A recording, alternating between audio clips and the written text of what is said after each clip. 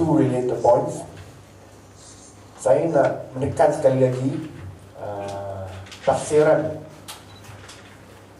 Tan Sri Speaker yang menyebut bahawa absence dalam klausa 77/3 ataupun dalam bahasa Malaysia disebut sebagai ketiadaan pengurusi ataupun naib pengurusi. In English is absence of the chairman or vice chairman. Tidak termasuk bila dilantik sebagai menteri. That is absolutely nonsense and an absolute abuse of the standing orders and of the English and Malay language. Dan absence dan ketiadaan atas sebab keujuran atau lain-lain sebab, that means any reason whatsoever, sama ada dilantik sebagai menteri ke, tak nak datang ke, uzur ke, sakit ke, anak pergi hospital ke, apa sebab pun. That's the definition of absence. There's no other definition yang kita ada dalam bahasa Malaysia tu semasa ketiadaan pengurusi atau naib pengurusi oleh kerana keuzuran atau lain-lain sebab. Jawatan kuasa hendaklah memilih salah seorang daripada mereka untuk menjadi seorang pengurusi yang akan mengurusikan mesyuarat jawatan kuasa itu. So the interpretation that has been taken by Tan Sri Pandika is an absolute abuse of his powers and his interpretation of the standing orders. Nah, perkara dua yang saya nak bangkitkan adalah mengenai kontroversi yang berlaku semasa Mei, di mana Tan Sri Pandika sendiri berkata bahawa beliau ingin meletak jawatan sebagai speaker kerana dianggap sebagai parlimen rubber stamp ataupun menjadi pak turut kepada pihak jemaah menteri ataupun eksekutif kerajaan.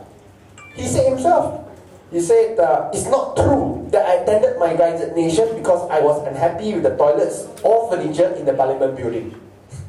Dia kata bukan kerana isu berabot ataupun tandas dalam parlimen. I was disappointed with the perception that the speaker works under the orders of the executive body. This will only emphasize or reiterate or strengthen the perception that he works exactly under the executive body. That he is under orders by the Prime Minister, the perception that he is under orders by the Prime Minister to halt and stifle the Parliamentary Accounts Committee from its investigation of 1MDB. Okay? He said, I tendered based on my desire to restore the dignity to Parliament and make it a first-class Parliament on par with other parliaments in the world. Ini merupakan kenyataan yang dibuat oleh Tan Sri Pandika sendiri. Dan sekarang, pentafsiran standing orders, peraturan mesyuarat oleh Tan Sri Pandika sendiri telah pun menjadikan parlimen kita sebagai bahan jenaka seluruh dunia. It makes a complete mockery of our parliamentary institution and it makes a complete mockery of the Speaker's office. That a PAC cannot function when one of its members became appointed as a minister. Now, in other parliaments, we should be talking about making the PAC led by a chairman that is from the opposition. That is the Commonwealth practice, that is the practice around the world. Even in Africa, it is led by an opposition.